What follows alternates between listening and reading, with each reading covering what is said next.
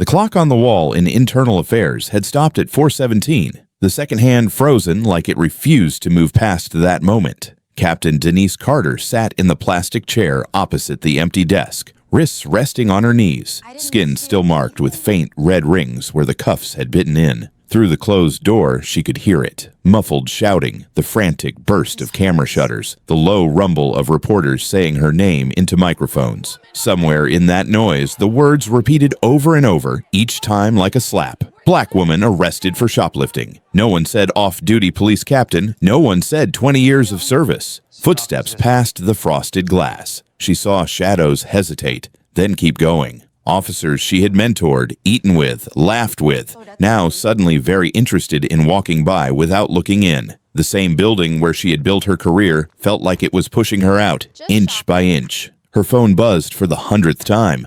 She finally picked it up. The lock screen was a wall of notifications, news alerts, missed calls, texts. A headline from a local station at the top of her feed. Black woman caught stealing from mall boutique, source says. She opened one video without meaning to. Grainy footage, shot from a phone. Her own face stared back at her, pressed against glass. Officer James Raines at her shoulder, his hand on the back of her neck. Her arms wrenched behind her, cuffs flashing under the mall lights. The comments were a battlefield. Look at her attitude. Of course she got arrested. This is what happens when cops think laws do not apply to them. She is a captain. Idiots. They profiled her. Her thumb hovered over a text from her mother. Baby, call me. I saw the news. From Kayla. I am proud of you no matter what they say. She could not bring herself to open either. She did not know what to say to the people who still believed she was better than this headline. An email banner slid across the top of the screen from Internal Affairs. Subject line, immediate interview required regarding incident at Greenwood Mall. Temporary suspension, effective immediately. The words blurred for a second. Denise blinked hard, jaw tight. She had spent 2 decades pulling bad cops off the street, writing reports that no one wanted to sign, telling herself the system was slow, not broken, that if she kept her head down and did it right, the badge on her chest meant something. Now that same badge felt heavier than it ever had. The door stayed closed. No one came in. No one said, "We know you, this is wrong." Just the hum of the vent and the echo of that headline in her skull. She reached up and unpinned the gold shield from her blazer. For a long moment, she just held it in her palm, the metal warm from her skin. Captain Denise Carter, it read, crisp letters catching the fluorescent light. She set it down on the edge of the desk, not gently, not hard, just enough that it sat there between her and the empty chair like evidence. The same badge she had trusted her whole adult life stared back at her, cold and silent, and for the first time she wondered if it had ever been protecting her at all. On Saturday afternoon, a few hours before her name would hit every local news site, Captain Denise Carter backed her old Honda out of the driveway like it was any other day off. No uniform, no duty belt, no radio clipped to her shoulder, just jeans, a soft blue sweater, and the brown leather purse she had saved up months to buy. Mrs. Jenkins from next door was watering her flowers, church hat on, even though it was not Sunday. She lifted a hand. "Afternoon, Captain. You working today, or they finally let you rest?" "Off the clock, Mrs. Jenkins," Denise called back through the open window. "Just going to grab a birthday gift for Kayla. 16 is serious business." "You make sure that baby feels celebrated. You hear me?" "Yes, Mom." It was the kind of small exchange that used to steady her, a reminder that in her neighborhood, Captain Carter meant something good. Somebody you called when things went wrong. Somebody you trusted. On the drive to Greenwood Mall, the radio murmured about traffic, weather, a shooting in another city. Denise half listened, half ran through a mental list. Bracelet for Kayla. Maybe new sneakers if she saw a good deal. Get in, get out, be home before dark. Her phone buzzed on the console. Carla Johnson. "You skipping work to go shopping without me." That it, Carla said as soon as Denise answered. "Some of us have nieces who expect actual presents," Denise replied. "What are you doing at the office on a Saturday trying to keep another 19-year-old from catching a felony behind a stupid mall fight?" Guess which mall? Greenwood. Carla let out a humorless laugh. Cops, security, probation officers. That place is like its own ecosystem. You know the drill. Black kid raises his voice. Somehow it's a threat level 10. Denise changed lanes, jaw tightening. You know it is not all like that. You know our skin usually loses before the facts even show up, Dee. I see it every week in court. At my precinct, we are better than that, Denise said, a little too quickly. We have made real changes. Silence hummed on the line for a beat. Then Carla sighed. I am glad you still believe that. Just keep your eyes open. You are still a black woman before you are anybody's captain. Denise forced a laugh she did not quite feel. I will be fine. I am going to buy a bracelet, not start a civil rights case. I will call you later. She hung up, but Carla's words lingered. She pushed them aside the way she always did when they made her chest feel too tight. There were cameras now, body cams, mall surveillance. There were policies, complaint forms, review boards. The whole system might be slow, but she believed in the scaffolding. Do the right thing, follow procedure, and the truth would sort itself out. Inside Greenwood Mall, cool air wrapped around her as she stepped through the sliding doors. The familiar smell of pretzels and floor cleaner hit her. Kids ran ahead of tired parents. A group of teenage girls posed for a selfie by the fountain. No one here saw a police captain, just another black woman with a purse. She walked with the same quiet authority she carried in uniform, even though she tried to dial it down. She waited her turn at the coffee kiosk, said please and thank you, left a tip in the jar. Old habit. Set the tone. Keep things calm. Heading toward the jewelry wing, she caught it in the polished window of a shoe store. 2 mall security guards trailing her just far enough back to pretend they were not. The taller one, white, late 30s, name tag reading Miller. The shorter one, black, younger Davis. Eyes flicking between her and his partner with a look that screamed, I do not like this. Denise sipped her coffee and kept walking. Shopping while black, she thought. Story as old as time. Her fingers tightened around the cardboard cup anyway. She turned casually into a sports apparel store, pretended to study a wall of jerseys. In the mirror above the display, she saw them stop outside. Miller speaking into his radio, eyes trained on her. Davis shifted his weight from foot to foot, gaze dropping when she met his reflection. He knows this is wrong, she thought. But knowing and doing are 2 different things. Denise breathed in slow. If she confronted them now, it would become a scene. If she ignored them, maybe they would get bored and move on to someone else. You are not on duty, she reminded herself. You are here to buy a bracelet, not file a report. There are cameras everywhere. If they step out of line, it is on tape. That was the belief she clung to. The lenses in the ceiling, the digital eyes watching everything, felt like a safety net. You could not argue with footage. She had built cases and saved innocent people using less. Underneath that logic, though, something colder lived. A quiet fear that all it would take was one lie in the right report to crack her whole life in half. 20 years of proof she was not the stereotype. 20 years of holding herself together extra tight so no one could call her angry, loud, difficult. All of it could vanish if the wrong narrative stuck to her name. She shook it off and left the store, taking the side corridor that led to the nicer boutiques. The sign for Crystal's boutique came into view ahead, its cursive logo glowing in soft white, the kind of place Kayla would have scrolled past on Instagram and sighed over. As Denise stepped through the entrance, the air changed. Softer lighting, faint vanilla perfume, gentle jazz playing. Behind the glass counter, a white woman in a fitted blazer looked up. The name tag on her lapel read, Linda. Her smile flickered as she took in Denise's sweater, her jeans, the brown leather purse. Can I help you? Linda asked, voice polite, eyes already cautious. Just looking for a birthday gift for my niece, Denise answered, keeping her tone easy. Linda nodded but did not move far. Her gaze kept drifting to the purse at Denise's side. Out of the corner of her eye, Denise noticed movement behind her. In the reflection of the glass case, 2 pairs of black shoes stopped just inside the doorway. Miller's stance wide and solid, Davis right beside him, shoulders tense. Above all of them, in the corner of the ceiling, a smoked black dome housed the boutique's camera. Another one watched the entrance. Another covered the register, layers of electronic witnesses. Denise let herself look up for half a second at that camera, a tiny nod in its direction. There it is, she thought. If anything goes sideways, the truth is recorded. She did not see the quick glance Linda traded with Miller at the door. She did not hear the short crackle of a radio coming to life as he murmured into it. She did not notice Davis flinch, just slightly, like he already knew this was about to become something it never needed to be. Denise stepped closer to the glass, eyes settling on a silver bracelet with a small charm that looked exactly like something Kayla would not take off. For one quiet, fragile moment, all she thought about was her niece's smile. She believed the worst thing that could happen in this store was that the bracelet would be out of her price range. She still believed the cameras were on her side. The silver bracelet caught the light in a way that made it look almost alive, tiny stones winking like they were in on a joke. The glass smiling despite herself. Kayla would lose her mind over this, she thought. She could see it so clearly. Her niece tearing open the box, that high-pitched squeal, the way she would immediately hold her wrist out and say, "Auntie, help me put it on." For a moment, the mall fell away. No case files, no politics, no race. Just a 16-year-old girl who liked pretty things and an aunt who finally had a Saturday free to go find one.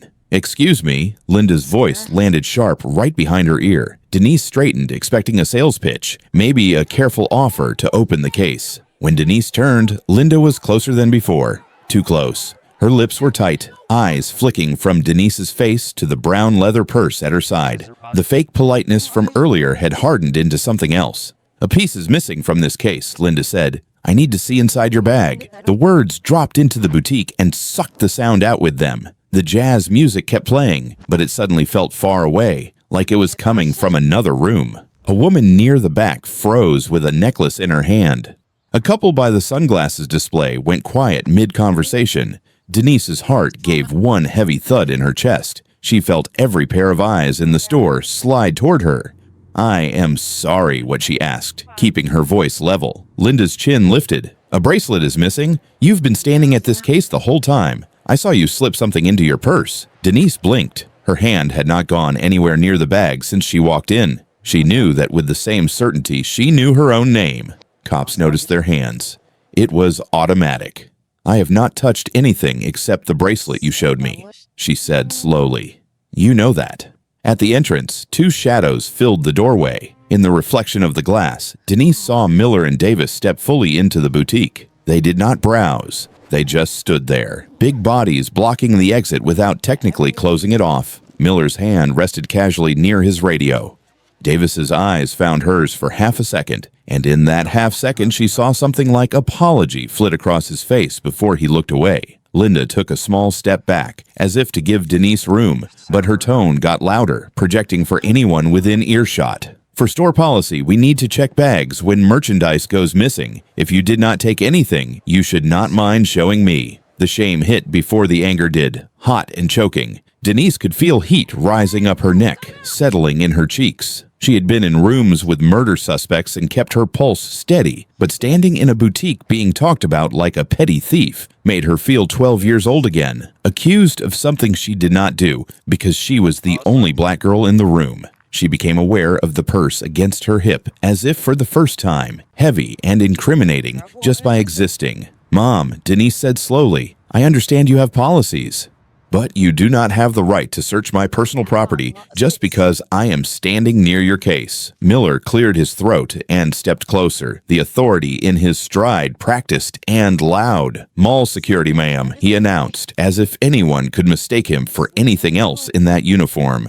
"We have a report of missing merchandise. We are going to need you to cooperate and show us what is in the bag." Denise's stomach knotted. She could feel the air in the boutique changing, thickening. "This is how it starts," a small voice in the back of her mind said. "One accusation, one split second where you either shrink or stand." She could open the bag, dump everything on the counter, let them paw through her wallet, her keys, the Advil rolling around at the bottom, let the watching customers see that she was harmless, harmless, harmless. And if she did, maybe this would be over faster.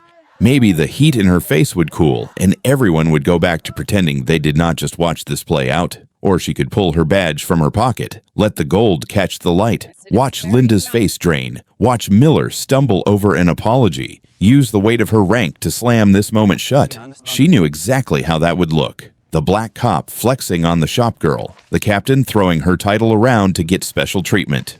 Or she could do what she had told 100 people to do in situations like this. Know your rights. Ask for the camera footage. Do not consent to unreasonable searches. Trust the process. Trust the evidence. Trust that the system you have given your whole life to will, at the end of the day, work the way it is supposed to. Her heart hammered, her mouth went dry, but her voice, when it came out, was steady. "No," she said. "I'm not opening my bag." Linda's eyebrows shot up.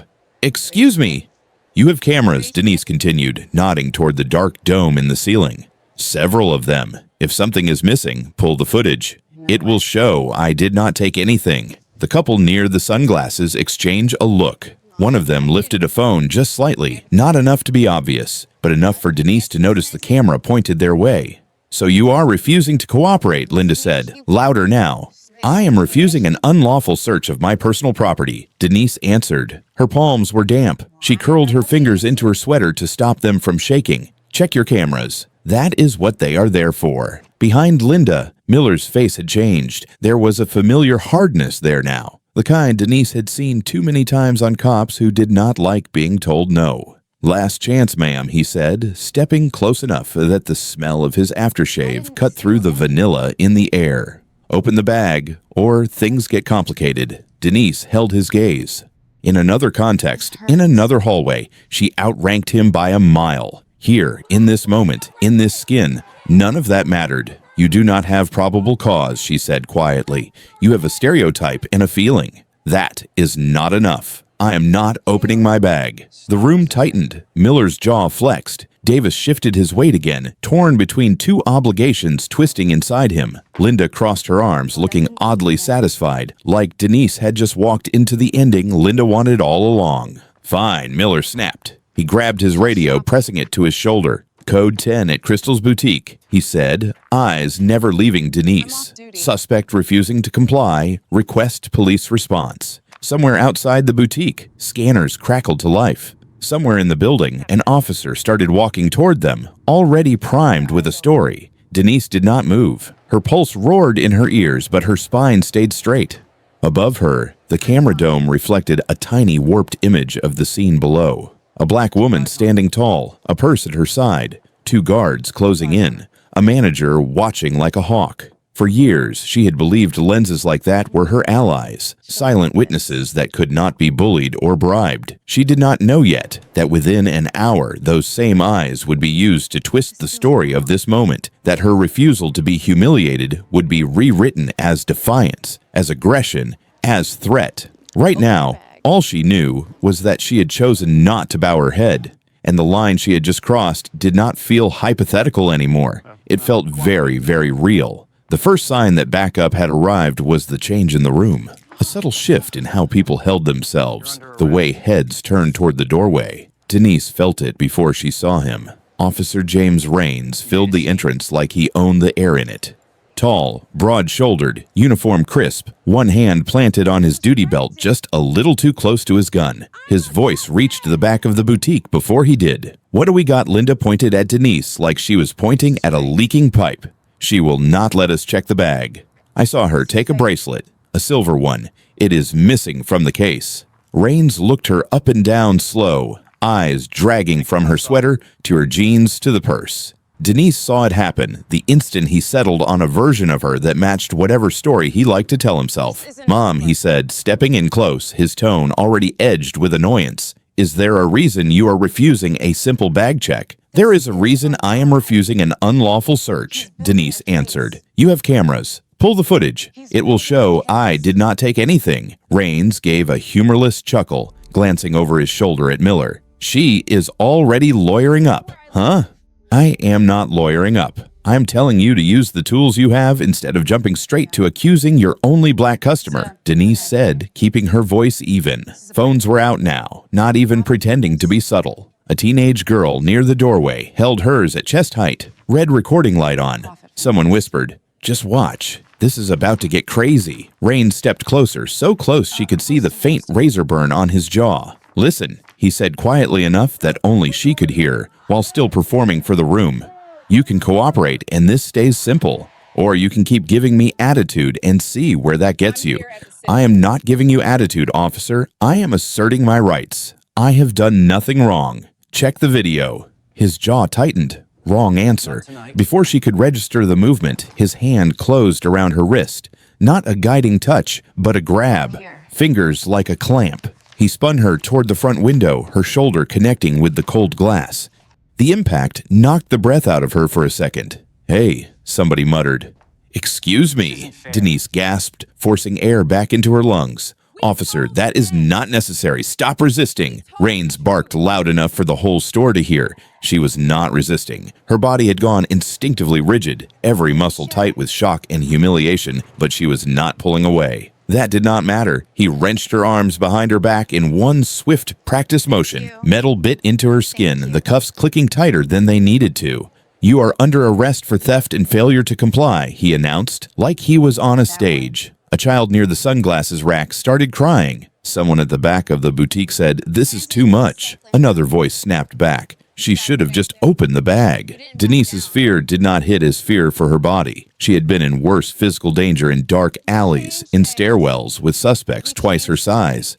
What squeezed her chest now was the knowledge of how this looked. A black woman in cuffs in a nice store. The story practically wrote itself without anyone checking a single fact. "Officer," she said, forcing each word through the tightness in her throat. "Check my ID. I am a police captain." Rains laughed, a short, ugly sound. "Oh, we got a comedian." He marched her out of the boutique and into the bright openness of the mall corridor. Conversations died as they passed. Shoppers pressed back against storefronts to make room, phones rising like a sea of tiny spotlights. "Look, Mommy," a little boy said somewhere to her right. "That lady is going to jail." Denise kept her head up because dropping it felt like agreeing with all of them. Her wrists burned, the cuffs pinched. A woman in a business suit frowned as they passed. "This does not look right," she said to no one in particular. "She is probably one of those influencers trying to get clout," someone else replied. In the echoing hallway, Rains kept talking like he needed the world to hear. "You could have been out of here in 5 minutes, ma'am." But no, you had to make a scene. Outside, the sunlight in the parking lot hit her like a slap. Rains guided her, still cuffed, toward his patrol car parked at the curb. The metal of the door handle glinted. "Before you put me in that car," Denise said, raising her voice so the small crowd that had followed could hear, "you need to know exactly who you are arresting." "Save it for booking," he snapped. "My badge," she said, enunciating every word, "is in my front left pocket. I am Captain Denise Carter of the 15th Precinct. You are arresting an off-duty police captain on a made-up charge of shoplifting without checking a single piece of evidence." There was a rumble from the onlookers. Someone said, "Did she say, Captain?" Another voice, breathless, "She is a cop. Are you serious?"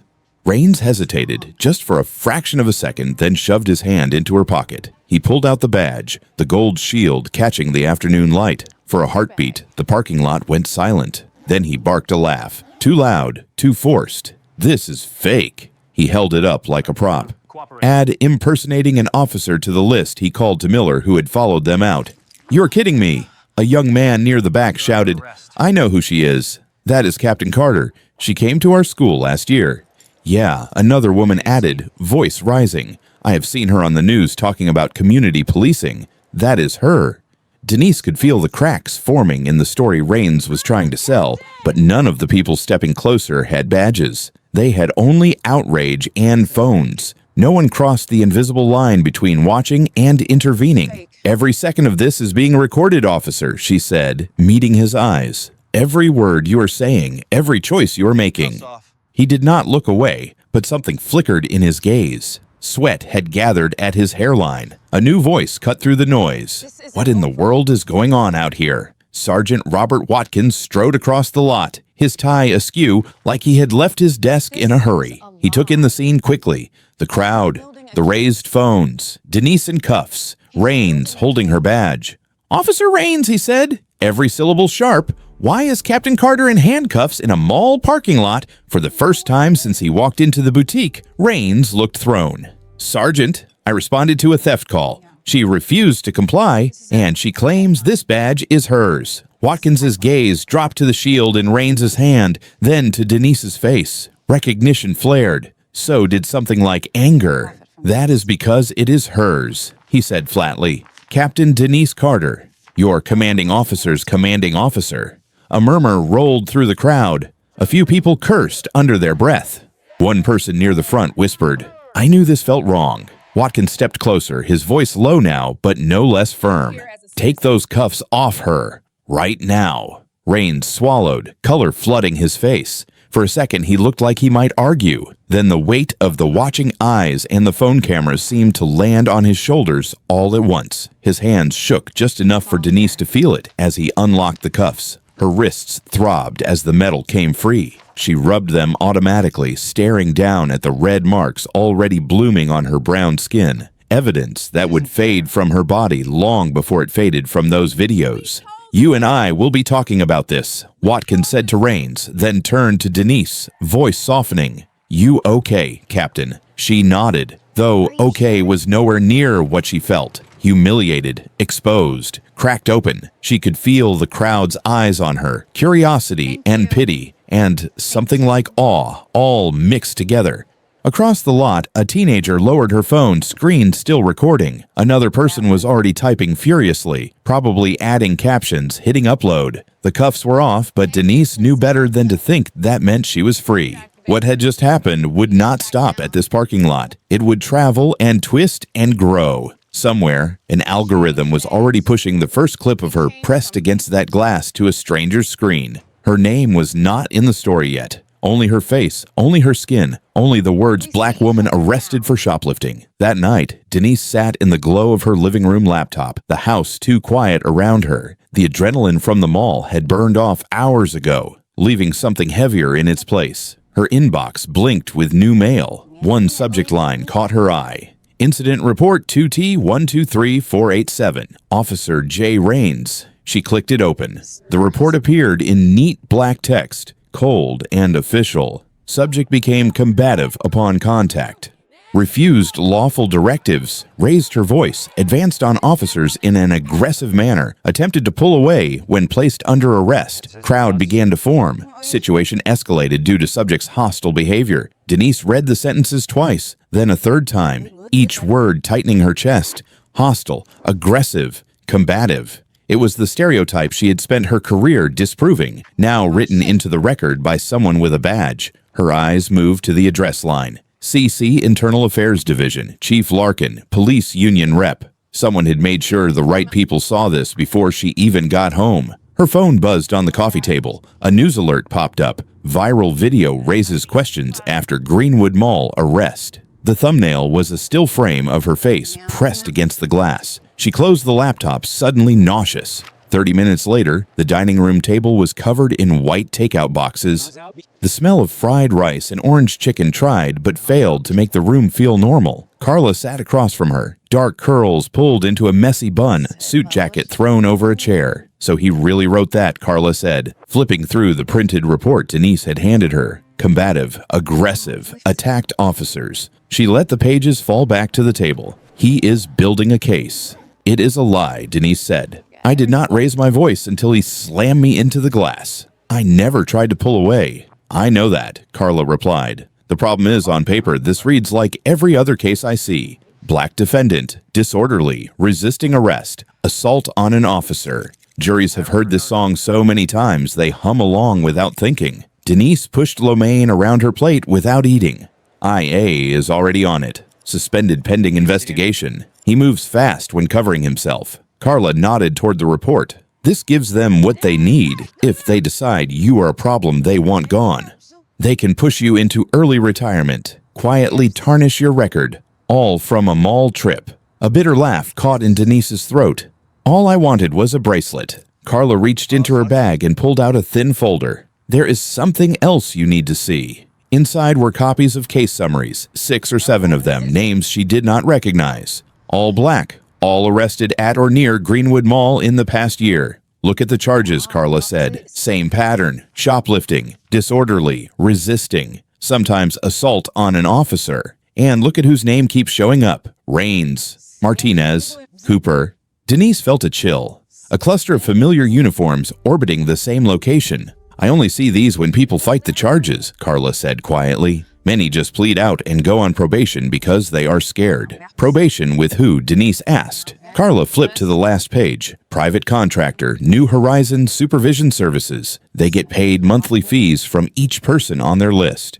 Miss a payment, you violate probation and go back in." Denise stared at the company name, something in her memory clicking. Back at the precinct, she had skimmed a memo months ago about a partnership with a private probation firm. At the time, it had read like budget jargon. Now it felt like a fuse she had ignored. Her phone buzzed again. A text from an unknown number. "Back off, Captain. You do not know what you are stepping into." She showed it to Carla. "That is not some random internet troll," Carla said. "Local area code. Someone close enough to be nervous." The next morning at the precinct, the air changed when she walked in. Conversations clipped off mid-sentence. Chairs rolled away from her path. "Morning, Captain," one officer mumbled, eyes on his keyboard. She nodded, kept moving. In the squad room, two younger cops hovered over a screen showing the mall video. When they noticed her, one jabbed the spacebar so hard the audio cut. "Do not you have reports to file?" Denise asked, not raising her voice. "Yes, Mom," the taller one answered, cheeks flushing as they scattered. In her office, she pulled up the department network. Arrests, locations, charges. She filtered for Greenwood Mall for a radius of 2 miles for the past 3 years. The numbers that appeared made her throat go dry. There were so many. She drilled down. Names of officers unseen, judicial outcomes, probation dispositions. New Horizons showed up again and again, each time with a dollar amount next to a case file, supervision fee, program fee, violation penalty. Then she saw a different category, vendor contract summaries. Greenwood Holdings LLC listed as primary partner for mall security services. New Horizons Supervision Services listed as a subsidiary. The same Greenwood family owned the mall and the probation company that caught the overflow. More arrests meant more probation meant more fees. The pipeline glittered on her screen in black and white. Arrest, arraignment, plea, probation, payment. Her hands shook as she printed key pages and slid them into a plain folder. That night, pulling into her driveway, the sight of her car in the street made her hit the brakes. Her sedan was covered in fresh spray paint. The word traitor sprawled across the driver's side in angry red letters. The hood was scarred with deep scratches, carved into the metal with something sharp. She stepped closer and saw words etched into the paint. "Keep your mouth shut, Captain." The neighborhood was quiet. Porch lights glowed. Curtains twitched as people peeked out and then disappeared. Denise stood there on the sidewalk, keys in her hand, the message staring back at her. This was not some random fallout from a viral video. This was personal, targeted. Someone who knew her rank, someone who knew where she lived, someone who wanted her scared. Faces flashed through her mind. Rains, smug and sweating in the parking lot. Miller with his firm jaw and easy lies. Then another face, one that hurt more to picture in this context. Lieutenant Mark Harris, the man who had backed her promotion, who liked to say, "We look out for our own." She felt the ground under her shift. The threat was not just outside the department, it was rooted inside it. This was not about one false arrest anymore. It was about a whole machine built to chew up people who looked like her and pay out to people who did not. And now that she had seen it, the machine had turned its teeth on her. They met in the back booth of a crowded diner, the kind of place where the coffee was always burning and nobody paid attention to who sat where. "I am Maya Lopez," the woman said, sliding into the seat across from Denise. "City Herald. I have been trying to get your department to listen to me for 6 months." She laid out folders, a tablet, a notebook full of tight handwriting. Internal memos from Greenwood Holdings. Charts with arrows from Greenwood Mall to New Horizons Supervision Services to shell companies offshore. Printouts showing Judge Harrison's name stamped on almost every case that started at that mall. He tells them, "Take the plea," Maya said. Every time. They plead. They go on private probation. They pay fees straight back into a company the Greenwoods own. Around the table, members of the Justice Coalition filled in the blanks. Reverend Marcus Green, calm and furious at once. Lisa Chen, a teacher with a laptop full of dates and videos. Barbershop owner Jerome Wilson with affidavits from half his customer base. It hit Denise in waves. Miller and Davis were not just overzealous guards. Raines was not just one racist cop. This was a conveyor belt. Profiling at the mall. False arrests, plea deals pushed in a courtroom, probation fees siphoned into the same family's pockets. And in the middle of it, her own name appeared on old complaint summaries, in the section labeled Reviewed By. Times she had read accusations about Raines and told herself, the system will sort this out. Times she had sent people home with the promise that protocol would protect them. Neutral is not neutral, Reverend Green said quietly, watching her face. When the game is rigged, sitting still is just choosing a side. 2 nights later, Denise stood by a hospital bed as Maya showed her a screen. "He thought he stole my phone," Maya rasped, bruises shadowing her jaw. But as soon as he turned it on, my backup kicked in. "Look." The folder was labeled Martinez, Officer David Martinez, Rain's partner. Inside were emails, bank statements, the same memo that had been ripped out of Denise's desk drawer during the break-in. Proof that officers had been getting bonuses under the table for feeding bodies into New Horizons' probation stream. "They tried to erase it," Maya said. "They just made a copy for us instead." Later at home, Denise stood in front of her bathroom mirror, fingers resting on the edge of the sink. Her own face stared back. A black woman in her 40s with tired eyes and a captain's bearing that suddenly meant less than she thought. For years, she had believed the job was about being cleaner, sharper, better than the bad ones. Now she saw it plain. The problem was not a few rotten cops. The problem was that the whole machine had been built to grind people who looked like her into profit. She met her own gaze and did not look away. "You left people alone in that machine," she told herself. "That is on you." The twist was not that they had mistaken her for a shoplifter. The real twist was that her humiliation was not a glitch. It was the system working exactly as designed. The night before the council meeting, Denise's dining table looked like a war room. Laptops glowed. Papers were spread edge to edge. Takeout containers balanced on stacks of documents. Maya sat with her arm in a sling, eyes sharp, even behind dark circles. Carla had her reading glasses on and a legal pad full of notes. Reverend Marcus Green, Lisa Chen, and Jerome Wilson from the Justice Coalition took turns cross-checking dates and names. Tiana, the teenager from the mall, sat at the end of the table with her phone, laptop, and a portable hard drive laid out like tools. "This is everything," Maya said, tapping the folder in front of Denise. Full uncut video, internal emails from Greenwood Holdings, Martinez's bank records, the memo they stole from your house, victim statements. "It is all here," Carla nodded. "We are not going in with feelings. We are going in with facts. That is what they respond to, or at least what they pretend to." Tiana swiveled her laptop toward Denise.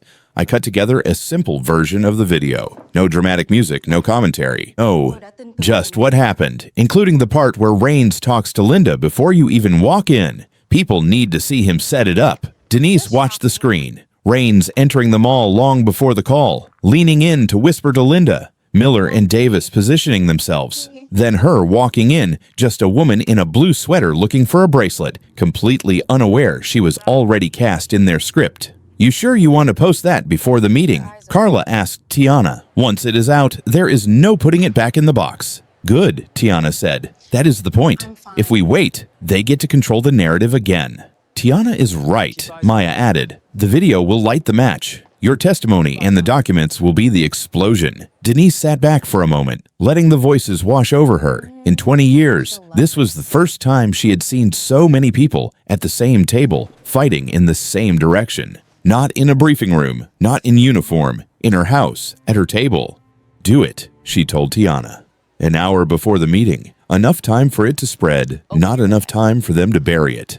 The next evening, City Hall buzzed like a hive. News vans lined the street, satellite dishes pointed at the sky. Protesters crowded the steps, signs held high. "Justice for Carter. Shut down Greenwood's machine. Stop profiting off black pain." Denise stood in the shadow of a column, blazer buttoned, hands trembling just enough that she kept them in her pockets. Her badge sat inside her purse, not on her chest. Suspension meant she could not wear it. She had never felt more naked walking into a government building. Her phone buzzed nonstop, group texts, social media alerts. Tiana's upload had detonated half an hour ago. Hundreds of thousands of views and climbing. Comments full of anger and disbelief. They set her up. "You can see him plan it. This is why we do not trust them." "You ready?" Carla asked softly at her shoulder. "No," Denise said honestly, "but I am going in anyway." Inside the council chamber, every seat was full. People lined the walls, pressed against the back doors, phones already raised. The council members sat on their elevated platform, faces tight. Mayor Thompson dabbed at his forehead. Councilman Peters avoided looking at the crowd. At the side of the room sat Charles Wilson, CEO of Greenwood Holdings, in a tailored suit that probably cost more than Denise's car. Judge Harrison occupied a front row seat, flanked by other officials. Raines sat further back, arms crossed, jaw clenched, his uniform pressed as if it could hide the stain of the video. The public comment list was long. Denise's name was halfway down. As the meeting began, speaker after speaker approached the podium to talk about potholes, school funding, zoning disputes, the usual business of a city that wanted to pretend nothing extraordinary was happening. Then the tone shifted. A mother spoke about her son detained at the mall for a wallet he had paid for. A college student described being forced to lie face down on the tile while Raines yelled. An older man talked about probation fees he had barely survived. By the time the clerk called, "Next up, Captain Carter, please approach," the room was humming with a low, angry energy. Denise stepped into the aisle. The chant started before she even reached the podium. "Justice for Carter, justice for Carter." She gripped the sides of the lectern, feeling the worn wood under her fingers. The red light blinked on. "State your name for the record," the clerk said. "My name is Denise Carter." Her voice echoed in the chamber. "For 20 years, I have been a police officer in this city. Until last week, I was a captain in the 15th precinct. Today, I am here as a citizen and as someone your system tried to grind up." The room went utterly still. 2 Saturdays ago, I went to Greenwood Mall to buy a birthday gift for my niece, she began. "I walked into a boutique in jeans and a sweater with a purse on my shoulder. That is all I did. But to the manager, to security, to Officer Raines, I did not look like an ant with a day off. I looked like a suspect." She forced herself to say the next part plainly without hiding in technical language. "They accused me of stealing without checking a single camera. When I refused to let them rifle through my bag, they treated that as defiance instead of what it was. A black woman trying to hold on to some dignity in a place where she was automatically guilty. I was slammed against glass, handcuffed, marched through a mall I have spent my career protecting, not as an officer, not even as a person, as a problem to be removed." A murmur of agreement swept through the audience. "And then," she continued, "when it became clear I was not just any black woman, but a police captain, the story did not stop. It shifted. Reports were filed painting me as aggressive, combative, out of control. The angry black woman we all know too well." She reached into the folder beside her and lifted a stack of pages. "But this is not just about me. This is what happens when a whole system is designed to turn people like me into profit. Here is what we have found." She laid out the documents one by one. Internal memos from Greenwood Holdings instructing mall security to focus on high-risk demographics. Financial records showing payments from Greenwood Holdings to New Horizons Supervision Services. New Horizons ownership tying directly back to the Greenwood family. Case logs showing Judge Harrison handling an overwhelming majority of mall-generated arrests and consistently pushing plea deals that led to private probation. "This is a pipeline," she said, scanning the faces above her. "Racial profiling at the mall. False or inflated arrests by officers like Raines and Martinez. Pressure in court to plead guilty instead of fight.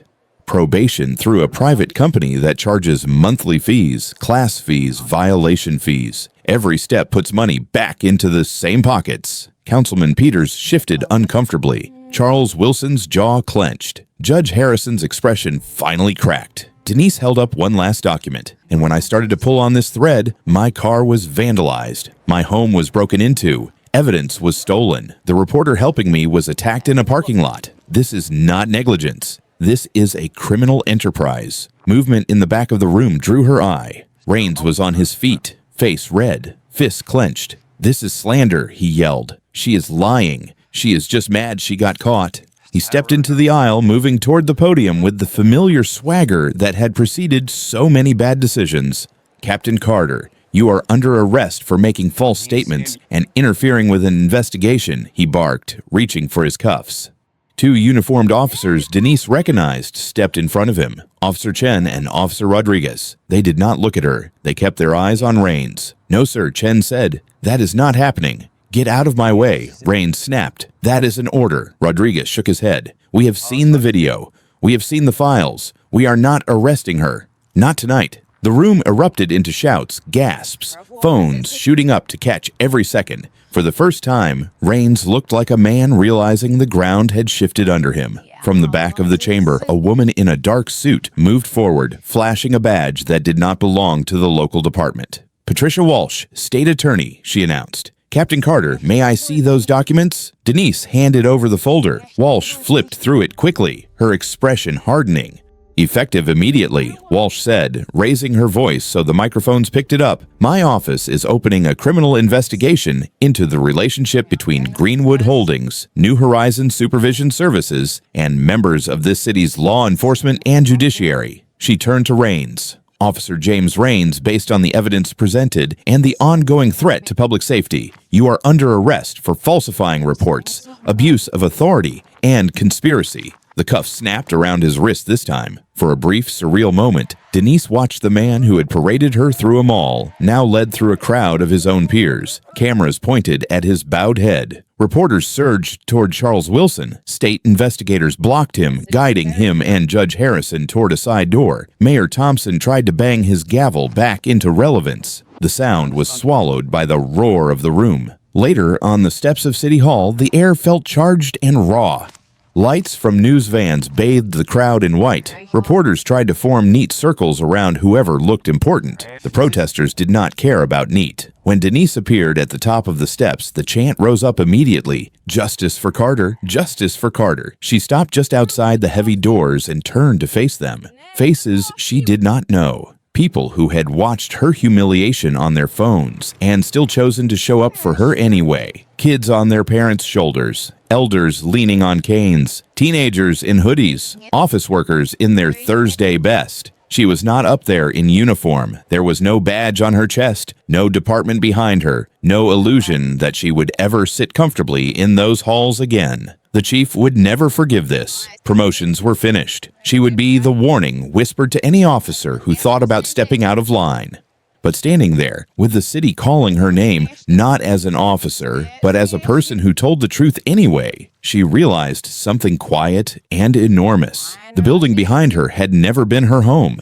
The badge had always been a tool, not a refuge. The people in front of her, the communities she had sworn to protect, the kids who now had proof that somebody would risk everything to say, "This is wrong." This was where she belonged. Carla came to stand at her left, Tiana at her right, phone still in her hand, still streaming. Maya watched from a wheelchair at the bottom of the steps, eyes shining, recording with her free hand. Denise raised her head and let the chant wash over her. Justice for Carter. No, she thought, justice for all of us who have been walking through that mall for years, praying no one decided to see us as a crime. Her career in uniform might be ending, but the work she was meant to do had only just started. A few weeks later, Greenwood Mall sounded different. The Saturday buzz was still there, but it moved softer, slower. Whole sections of the second floor were roped off with yellow tape and temporary signs in the windows. Under investigation, store closed pending review. Security uniforms were different too. New faces at the entrances standing in pairs while a supervisor walked them through a printed packet. De-escalation guidelines, bias training schedules, cameras being tested, not as weapons, but as things somebody would actually have to answer for now. Denise walked in through the main doors in a simple white blouse and dark slacks. No uniform, no badge. Kayla walked at her side, 16 and radiant, a silver-winged bracelet glittering on her wrist. The one they had ordered online when going back here had still felt impossible. "You sure you want to do this?" Kayla asked. "It is just a mall, baby," Denise said, though her stomach knew better. Places hold memories whether they mean to or not. They had not gone 10 steps before an older black man in a ball cap slowed in front of them. His eyes widened. Captain Carter Denise almost corrected him, then let it ride. "Yes, sir." He gripped her hand with both of his. "My grandson was one of those kids they grabbed outside this place last year. Said he shoved an officer when he only flinched. Took the plea because he was scared. Now they are reviewing his case." His eyes shone. "That is because of you."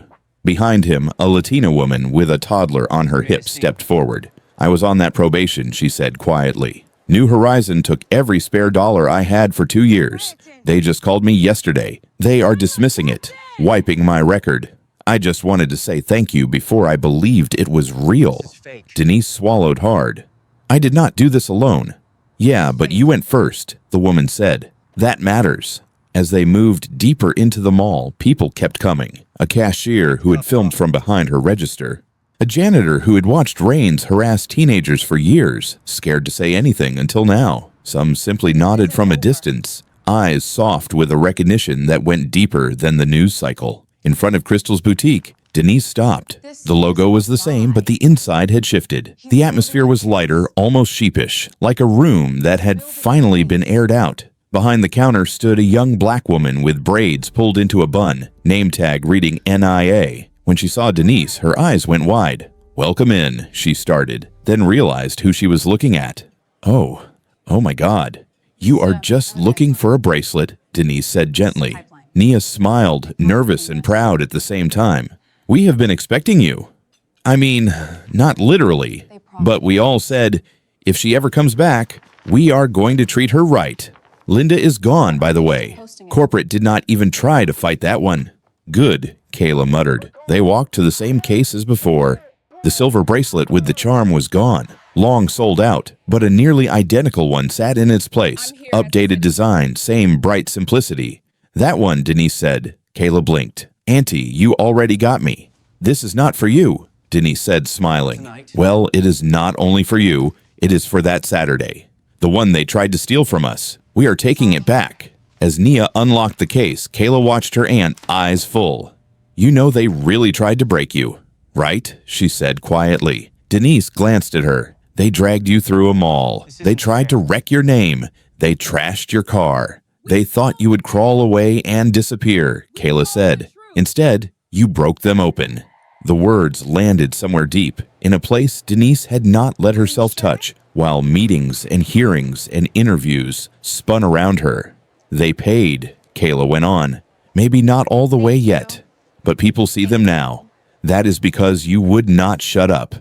Nia rang up the bracelet, then slid a small velvet box across the counter. "This is on us," she said softly. "Not the store, the staff. We all chipped in. We wanted you to have something tied to this place that was not ugly." Outside the boutique, Denise and Kayla sat on a bench overlooking the fountain. Kids tossed pennies into the water. A newly retrained security guard walked an older woman to her car instead of eyeballing teenagers. Across the atrium, Tiana leaned against a railing, filming a short video about knowing your rights, her followers already spamming hearts. Downstairs, Reverend Green and Lisa Chen stood at a folding table covered in flyers for a community legal clinic. Carla's voice floated up the stairs from a pop-up meeting with families trying to get probation overturned. Different ages, different jobs, same quiet decision to stop pretending this was someone else's problem.